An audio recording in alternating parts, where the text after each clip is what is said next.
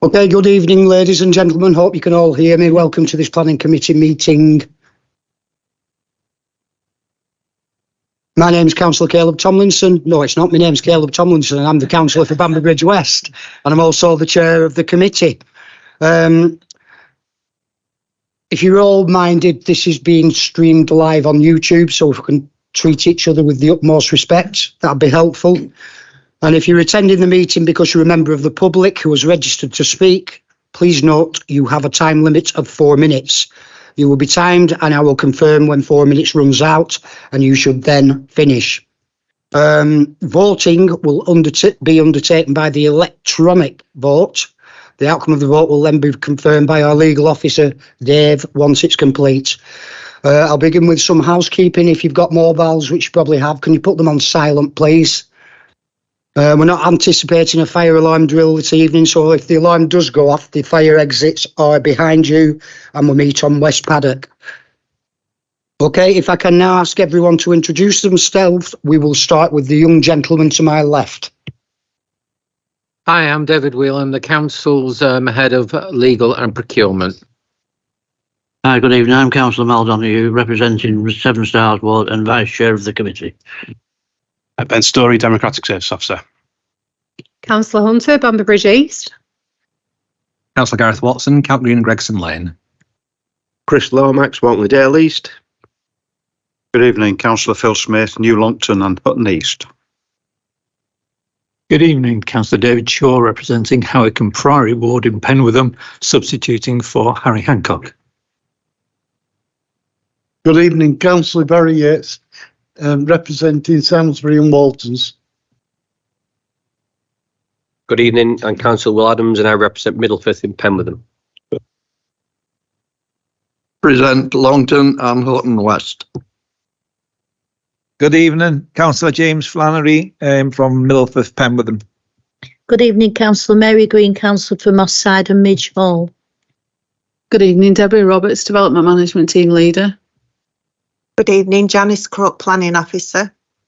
Good evening, Stephen Brown, Planning Manager. Good evening, Elizabeth Hindle, Head of Planning and Enforcement. Good evening, John Harrison, Interim Director of Planning and Development. Okay, thanks for that, everyone. We've had apologies from Councillor Harry Hancock, who has kindly been substituted by Councillor David Shaw. Do we have any declarations of interest this evening? No, okay. Have we all had a chance to read the minutes of our previous meeting? Okay, do we need to go to the electronic vote to agree with these? Do we have a seconder? Okay, I have a seconder. Let's just have a show of hands and get it over with. Okay, thanks. I'll sign them. All right. Do we have any appeal decisions, Stephen? There aren't any on this occasion, Chair. We're doing a good job then. All right. Moving on to item number 6, land east of Reynard Close in Longton. Debbie, if you'd like to present this item, please.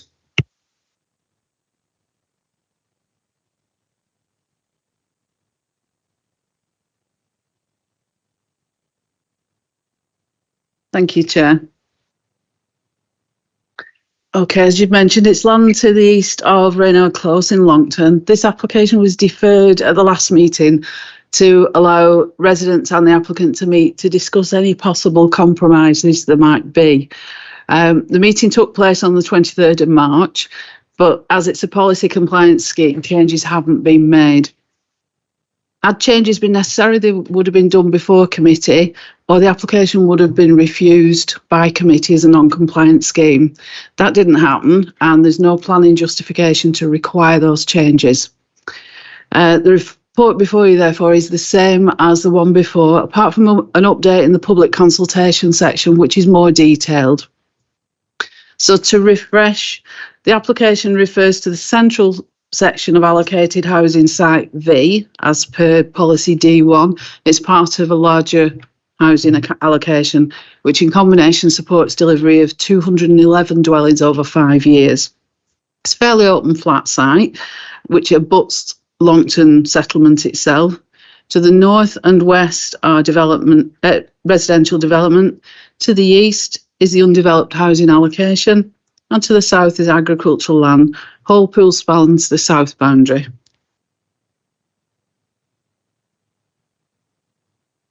This is just the same photograph, but it shows that the other part of Site V, which has been developed already.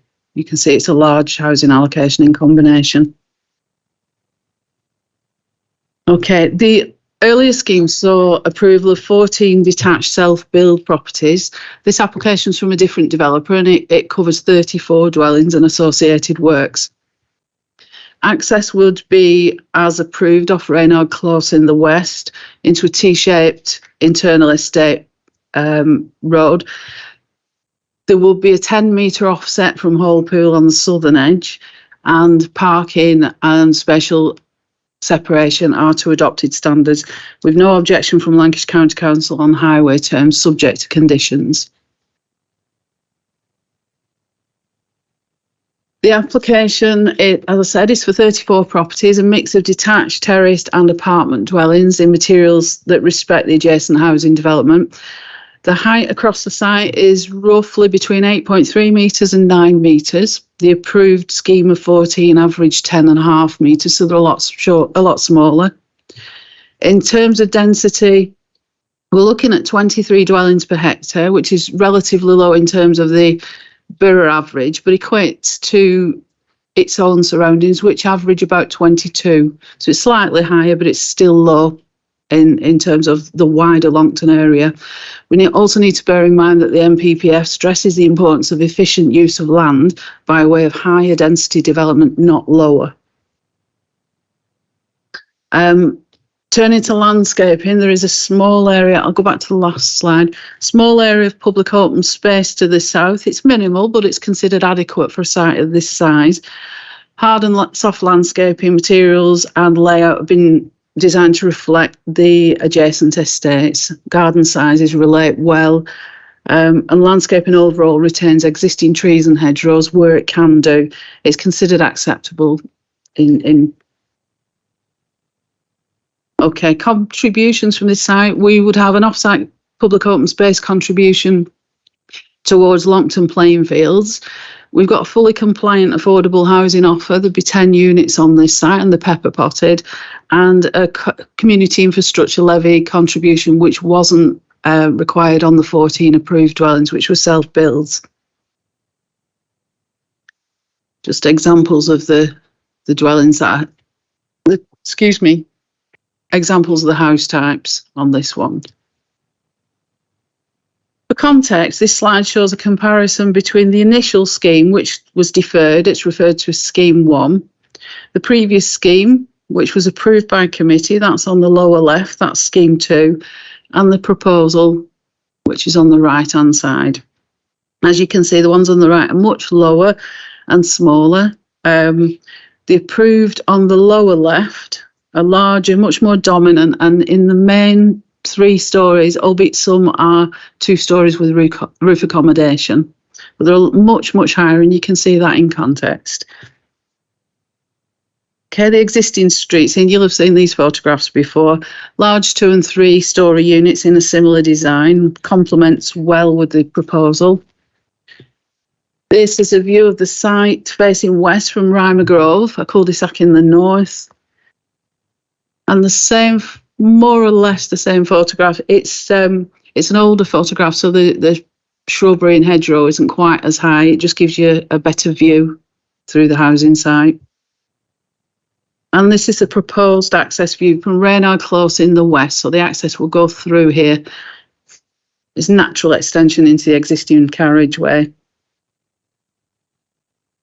At the last meeting, there was some objection to public consultation prior to submission of the application to the council. Pre-application public consultation isn't mandatory, it's recommended. The report that I've put before you has been updated to give you a lot more detail about what happened, and it did happen. But this image is the distribution tracker showing the route taken by the people who delivered the pre-application letters to the individual residents. This has been provided by the developer. There was also some discussion about density, and as I said earlier, it's 23 dwellings per hectare, which was considered too high. If you can see the red edge on this plan that's been provided, that's the site itself. And in context of the wider Longton area, it's not dissimilar. If anything, a much lower density on that site would appear out of place. So you've also should have an update sheet, which will have been put in your pigeonholes yesterday or this morning, I believe. It gives you a bit more detail on the 4 of the main points that from where there was some confusion in the last committee meeting. Some misinterpretation, I think. Pre-application engagement, which I've discussed in the report and I've updated. A summary of the residents' meeting between the applicant on the 23rd of March and the residents.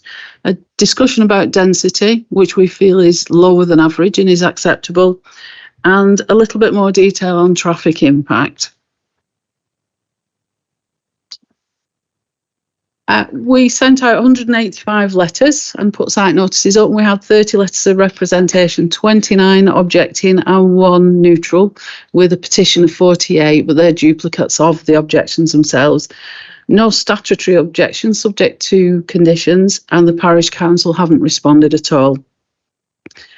So the issue really isn't whether the site's suitable for housing development. That's been established by the local plan and the principle of development that you approved last time for 14 houses.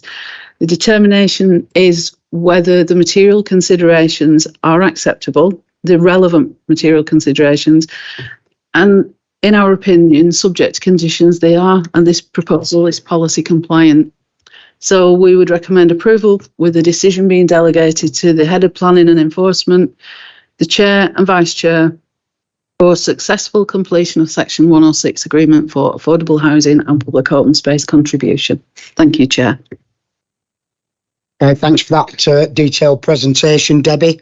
Right, we have 2 people wishing to speak in objection to the application. So first of all, could we have a Carmel Hall, please? You know how it works, Carmel, don't you, from last time? Thank you. You have 4 minutes, okay?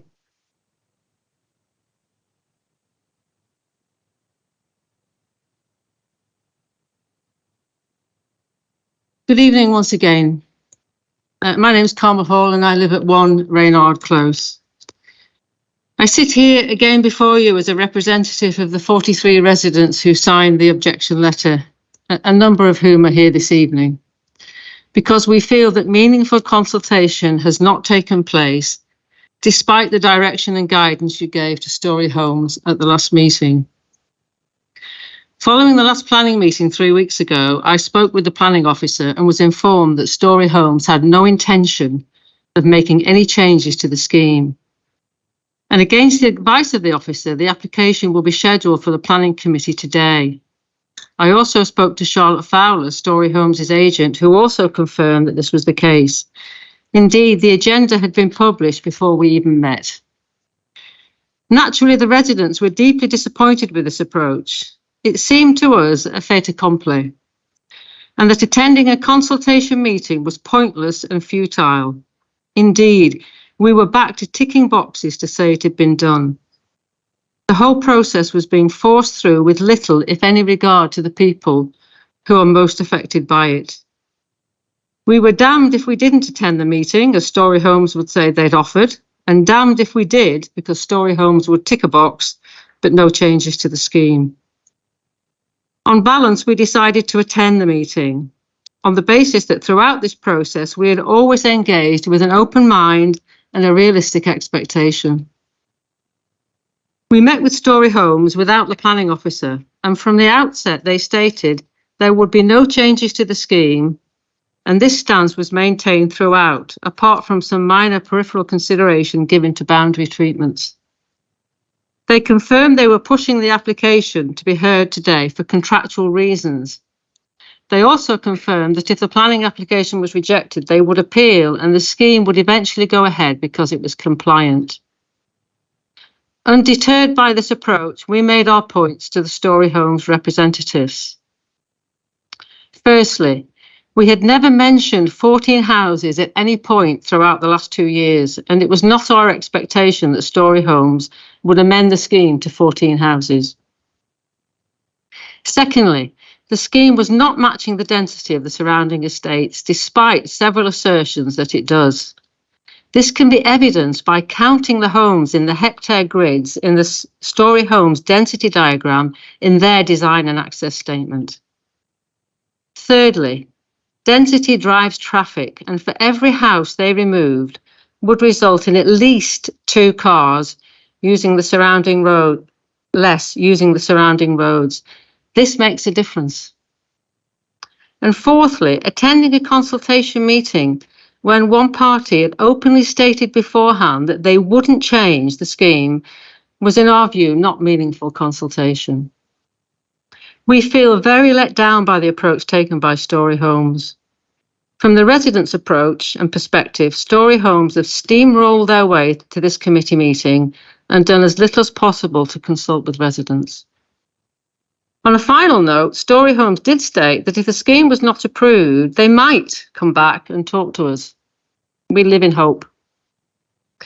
We request that you do not approve this application this evening, but give Storey Homes further guidance and direction on meaningful consultation and engagement. Storey Homes have choices. They don't have to engage in a lengthy and costly appeal process. They could choose to moderate the scheme and gain resident support in doing so. Thank you for listening. Okay, thanks for that, Carmel. Do we have a Rachel Boyle?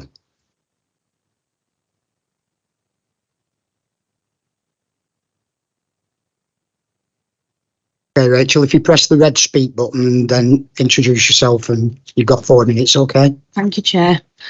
Good evening, councillors. My name is Rachel Boyle and I live on Auburn Avenue opposite the proposed development.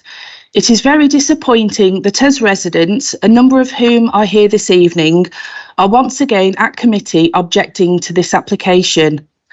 It is fair to say that all our main concerns have not been addressed following a hurriedly arranged meeting with Storey Homes. As residents, our understanding was that Storey Homes were given a clear direction to consult with neighbours.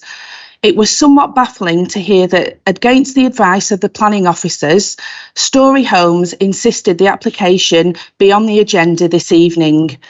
Then when Storey Homes met residents, they openly admitted that no material changes would be made to address our concerns.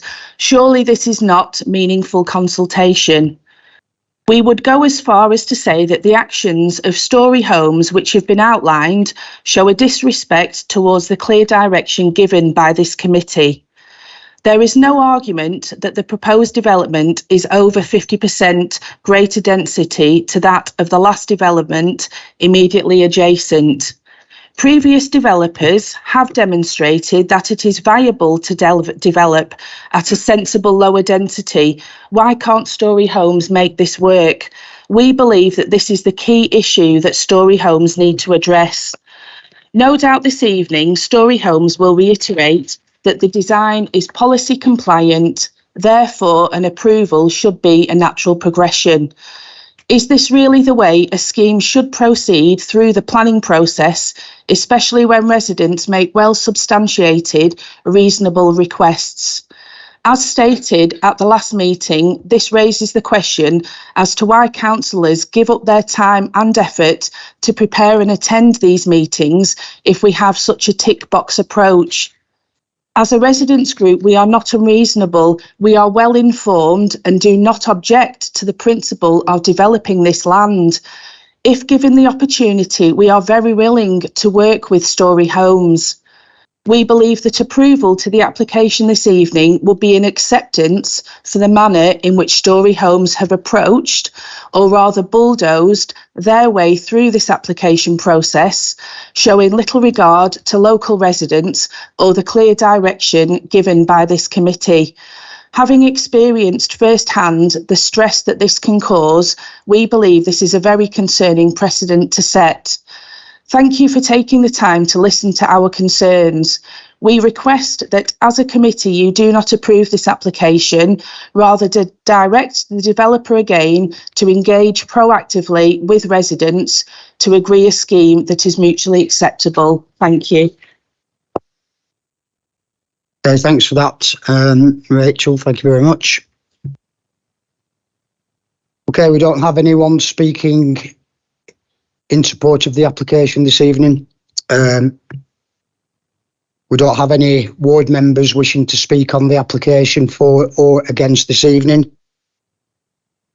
But we do have the agent, Charlotte Fowler.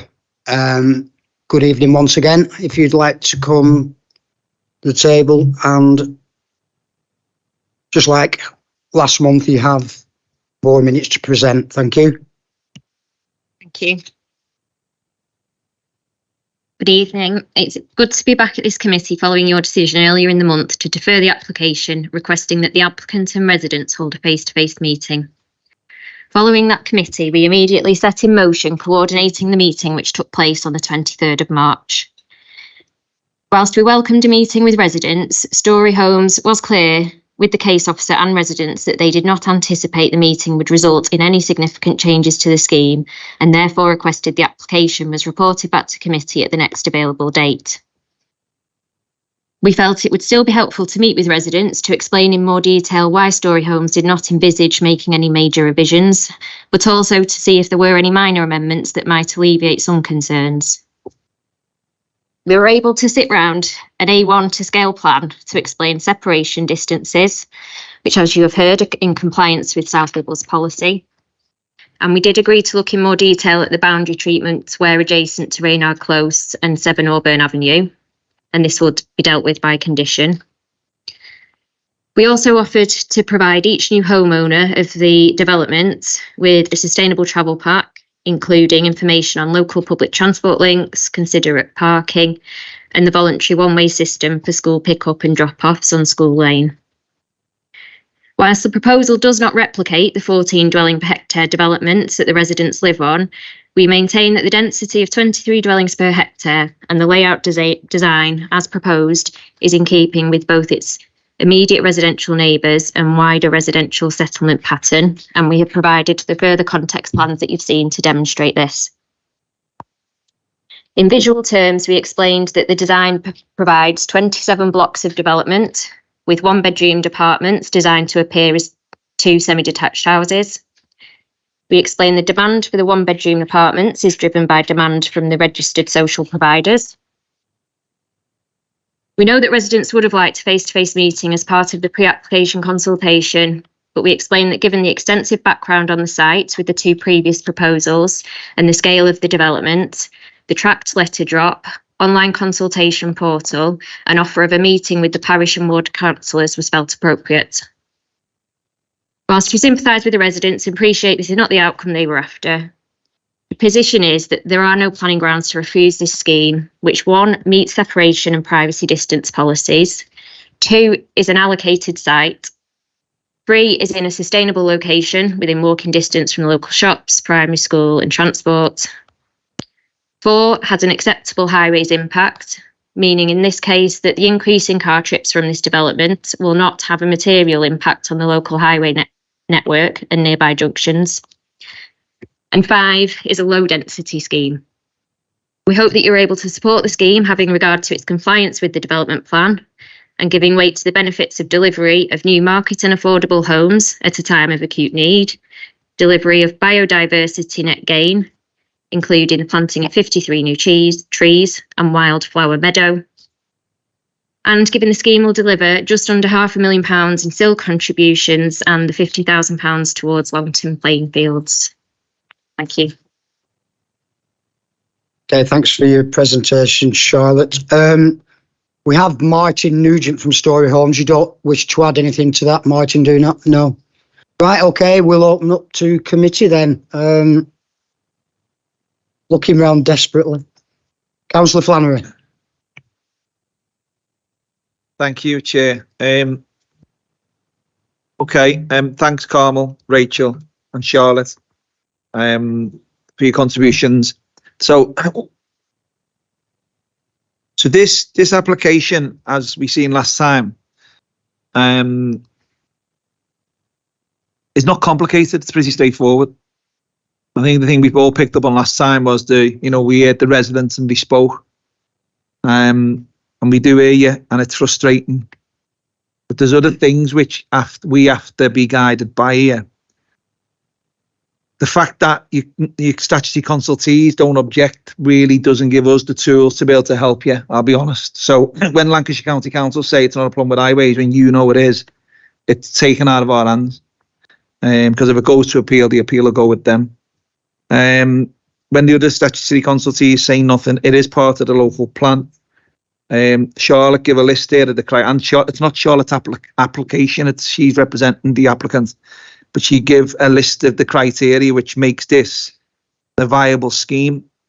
So I'm really, really frustrated, actually, because Rachel, thanks for recognising people's time, because it's remarkable the amount of people who come in here and don't recognise that councillors don't get paid. They just come and sit and try and do the right thing. But unfortunately, the national government guidelines on this is where this stems from.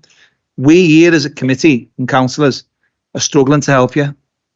And it feels terrible as a councillor. But I also want to know where your councillors are tonight, to be honest. Because we've facilitated a lot of meetings with councillors across South Ribble. This is an independent committee which tries to be as fair as possible. But we've got no reason to refuse this application tonight.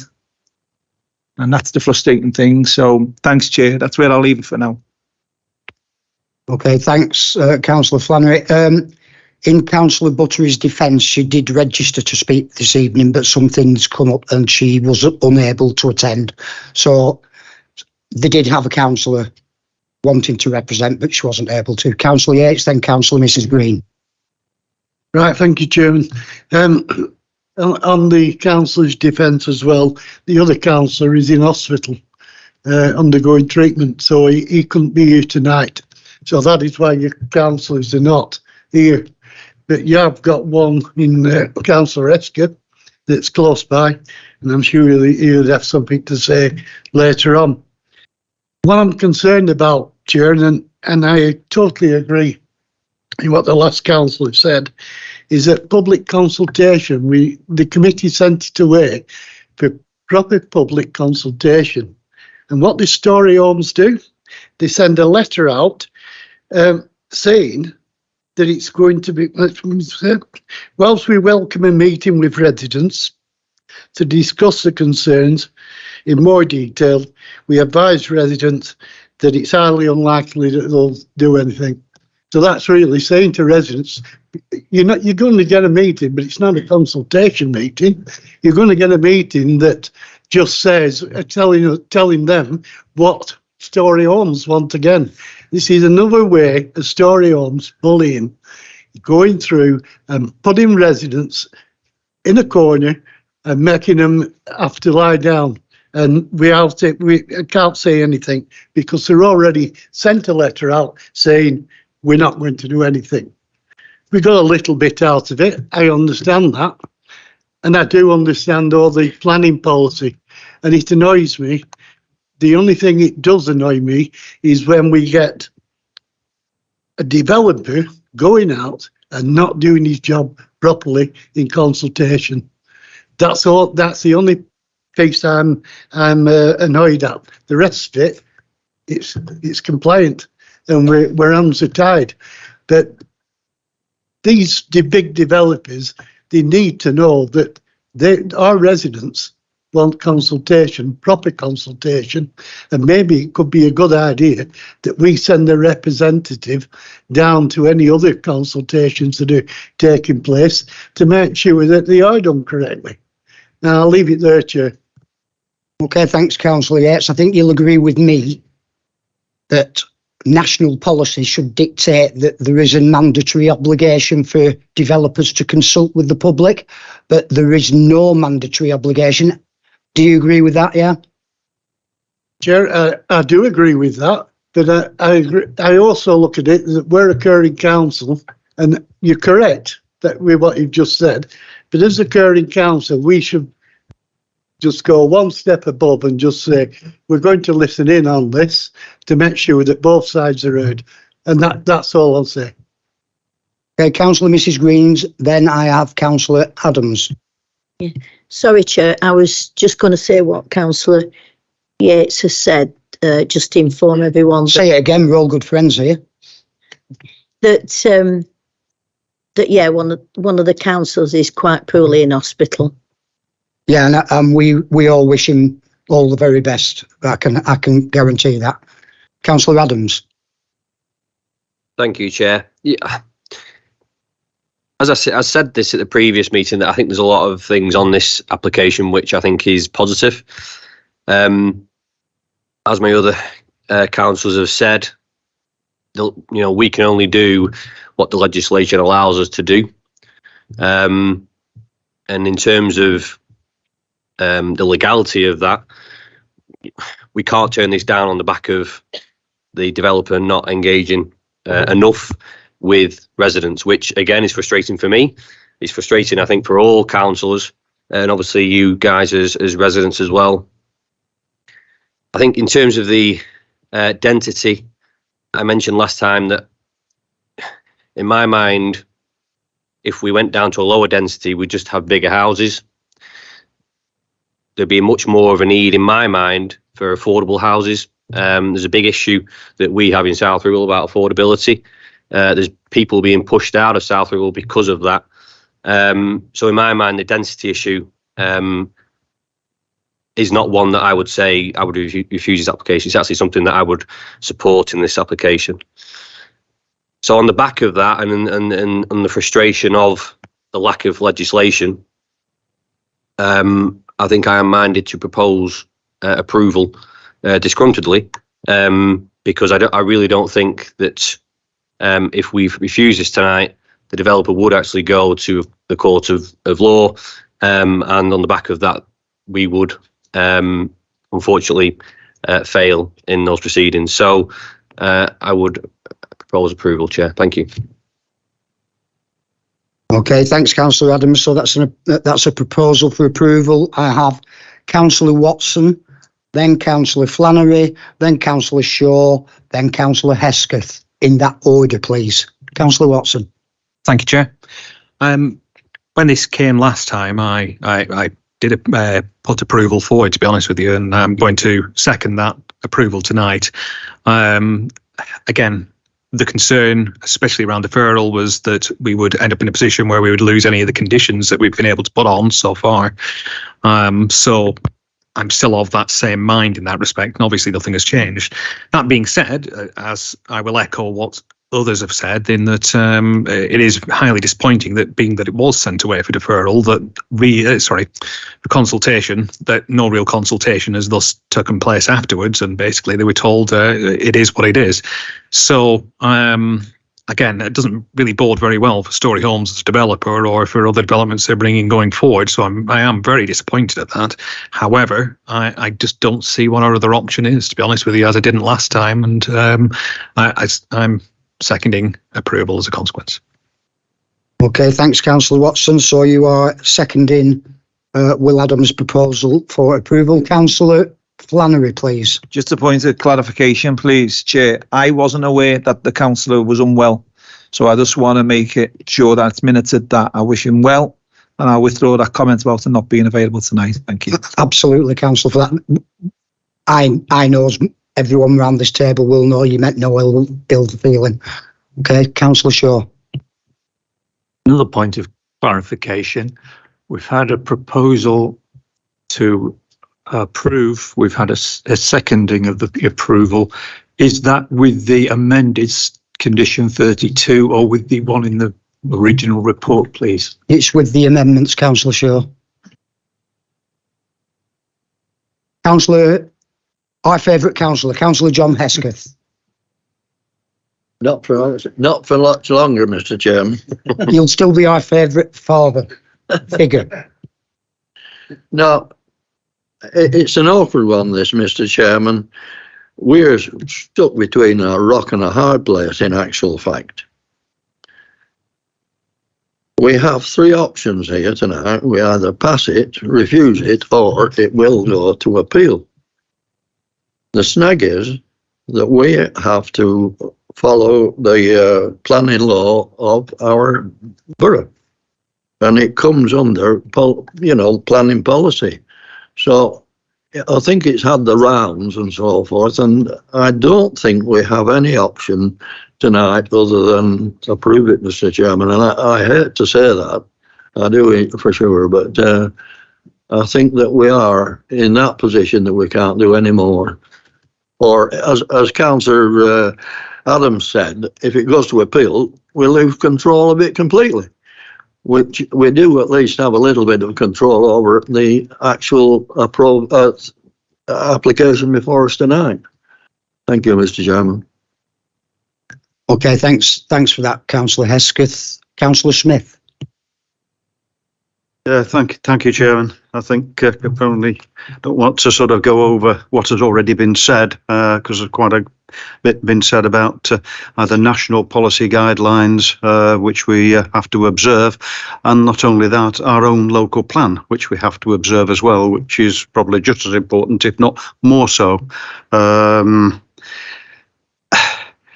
we are in a very difficult situation with this particular development. I spoke last time about it. I am not happy with certain elements of it. I think it could have been improved in the sense of the impact that it's having on the residents of Reynard Close and Auburn Drive. It is impacting on them, there's no doubt. And one thing that I said, proposed at the last meeting, that if Storey Homes were so minded to go into the consultation, I think on a positive way forward, which it would appear they haven't done, that the houses that affect the people that actually live there already. I'm not concerned as much about the ones that they're building on the far side, because the new residents will go in there without any expectation, because it will be there. What it's actually doing is impacting on the Reynard Close and the residents that are there already. We've already heard that, well, the separation distances are okay. Well, they might be from a policy point of view, but they're not okay from my point of view. The houses, I think, that are, and it's very difficult on this plan, and I'm looking at the detail here, that sort of number 1, Reynard Close, and I think it's number 2 as well, and I can't just make it out here properly, are probably the most affected, and they look like and I'm sure we'll find out shortly whether they are the 6-bedroom houses, and they're almost 3-storey, which are dominating, which are 4-bedroom houses on Reynard Close. And to me, that could have been an easier fix for Storey Homes if they were prepared to discuss maybe putting a 4-bedroom house there, so it wouldn't actually affect the residents there adversely. It would have given a larger separation distance, and it wouldn't have been a dominating factor over the houses that are existing. And for me, there could very well be a good reason for turning it down, refusing the application. But I would like to know what size the houses are that are opposite the Reynard Close ones. I think it's 1 and 2, and I can't quite see it on here. They seem to be the ones more particularly affected on that, and I'm not sure whether it's I can't just see what numbers they are on the new development, but if you could just confirm what those houses are, please. Thank you. Debbie, could you help Councillor Smith out with that, please? Yeah, through you, Chair. I don't know which ones you're talking about, but this is a photograph of the access point in from Reynard's Close. There are 2 properties, one on either side. You can see the relatively large properties. And we've got to bear in mind as well that Reynard Close and Auburn Avenue are part of the same Site V allocation. It's an allocation that was approved by members of the council as housing allocation for the local plan. It's just a continuation of the same housing development that's already been started. Thank you, Chair. Okay. Thank you. No, that doesn't answer the question at all, I'm afraid. No, it doesn't. And I I understand that it's part of the same development and it's an ongoing development. I do understand that. But I just needed to know that you've got the access, you've got number 1 and 2. I'm looking at the design and access statement here on the tablet. And as you enter the site, the new road network there, there's a house on the left and a house on the right, which look to be 2 of the larger houses there. And those are impacting on the houses on Reynard Close. So it's the size of those houses there that would interest me. I just can't pick it up off here. Through you, Chair, can I ask the applicant, I believe they're the Middleton house type, is that the one on the right-hand side? The top right-hand one are the ones that are those 2 next to the houses on Reynard Close, on the screen here. On the top right, Debbie? Top right-hand side, yeah.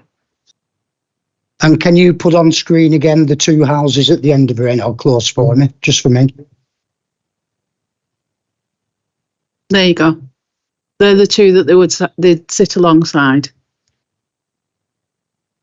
So the house type that you just had up in the architect's drawing, they're going to go alongside these 2. Okay, thanks for that.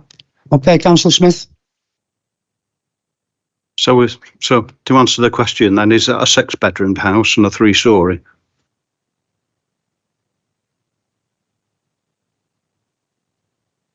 Mr. Story Homes, how many bedrooms do these houses have?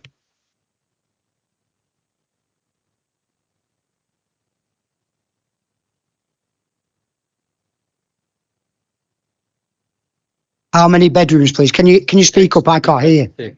6.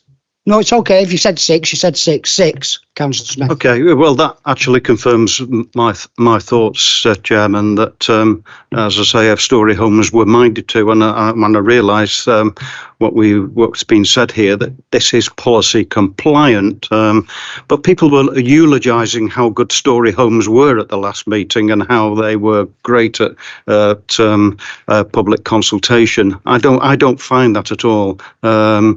And if they wanted to amend this, and it'd be quite easy to amend this by changing those 6-bedroom houses, 3-storey houses into a 4-bedroom house. And for me, that would probably alleviate most of the problems. Thank you, Chair. Debbie, you wanted to come back? Yeah, just a quick point. You can see from the drawing on the screen that they're relatively similar in size, the existing and the 2 that are adjacent. They're also gable to gable, so there is no separation requirement for a gable to gable. They align with the houses in the plots. The plots are the same size, gardens are the same size. I don't think they're dissimilar. I think, yes, there might be 6 bedrooms in that house, but the actual box on the plot is a very, very similar size to the existing. Thank you, Chair. Okay, thanks, Debbie. Councillor Smith, are you coming back with the proposal? Well, I might do, Chair. Yeah. I'm just it really doesn't answer the question. The footprint of the house is the same size as the one next door to it, so that answers the question. It's gable to gable. I know it's gable to gable. Which is fine. There are no windows there, but it doesn't sort of alleviate the over-dominating effect of what is a 3-storey house. But I probably will go for approval, Chair, but because I don't see a way forward with it. I really don't see a way forward with it. All I'm saying is Story Homes in a consultation, they might very well want to change something at some stage. How many times have we seen a developer come back and change houses? It happens all the time, and it could very well happen again. I don't know, but I don't think they've been very helpful in trying to alleviate the problem from a resident's point of view. Right, okay, on that point, do we have any other proposals apart from approval from the committee? No? Okay, then we will go to the electronic vote. We've had approval proposed by Councillor Will Adams, seconded by Councillor Gareth Watson. So if we can all go to the electronic vote, please.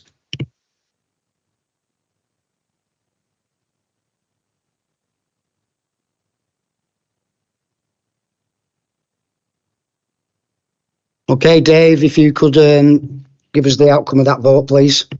Yes, thank you, Chair. The majority vote, 11-1, is in principle approval of planning permission subject to entering into the necessary 106 agreement. Okay, thanks for that, Dave. Okay, if you were just here for agenda item 6, if you would like to leave or you can stay for item 7, it's entirely up to yourself.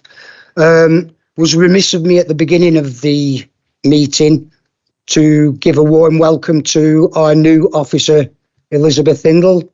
I hope you will have a long, successful stay with South Ribble Council. We'll try our best to be very amenable, and when we're not, we're really awful. Thank you, Chair. Looking forward to it. Okay, if we can move on to agenda item number 7, please. And it's Janice. Hello, Janice. Okay, if you can do this, I mean, for me, I don't know why this is in front of the committee. I do, but I don't, if you know what I mean. I think the constitution should be changed so that applications like this don't come to committee, they're just delegated. But that's just my opinion. And I'm sure many members of the committee feel exactly the same way. But Janice, you've got your moment in the spotlight. Thank you, Chair. I'll try and be brief. So the application relates to a commercial terraced property located in the Seven Stars local centre. The premises operates as a hot food takeaway and is located close to the staggered junction of Fox Lane, Leyland Lane and Dunkirk Lane. Commercial properties are either side of the application property, and some have residential accommodation above, and opposite is a public house. So this just shows the front elevation of the application property and the adjacent commercial properties, and shows the context in which it's set. The application proposes a single-storey rear extension extending 4.3 metres from the rear and is to be built on the boundary with the adjoining property. It's to have a sloping roof over to a height of 3.37 metres, and this just shows the elevation, the rear and the side. So to the rear is St Anne's Catholic Nursery School and its associated grounds. Between the application property and the school grounds is an alleyway, and the school boundary consists of some mature planting and a few trees. So no objections have been received and the application is recommended for approval. Thank you, Chair. Okay, thanks, Janice. Do you know, I had my first ever job on that terrace of shops. I was a trainee butcher. I didn't make a good hack of it though, so here we are. Councillor Adam, right, we don't have any committee members not on committee aren't here to speak. The applicant's not here to speak. There's nobody objecting. Councillor Adams, then Councillor Flannery. Thank you, Chair. I wonder what you were going to say when you said your first ever, but thankfully it was your first ever job. No, I think it's policy compliant. I think it's fairly straightforward. I would like to propose approval. Thank you. Councillor Flannery. I would like to second that, Chair. Thank you. Have we any other proposals? I wanted to propose refusal, but there you go. I'm going to lose, aren't I? Yeah, okay, let's go to the electronic vote on this one.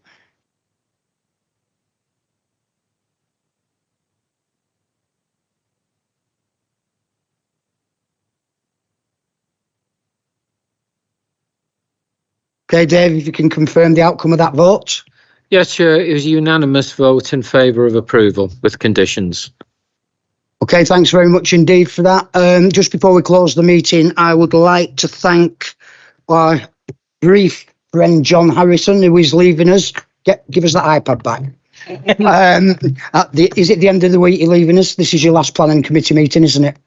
I'm leaving you in about 5 minutes when this meeting's finished. And I wish him a a long and happy 3 months retirement, because when the night's drawing, he'll be back at work somewhere. All right, John, thanks very much for everything. Thank you, Chair. Can I say a big thanks to everybody? I've really enjoyed time at South Ribble. Both the officers and members have made me feel very welcome. I'll be sad to leave, but probably not when it's sunny out there. Well, thanks a lot. Bye.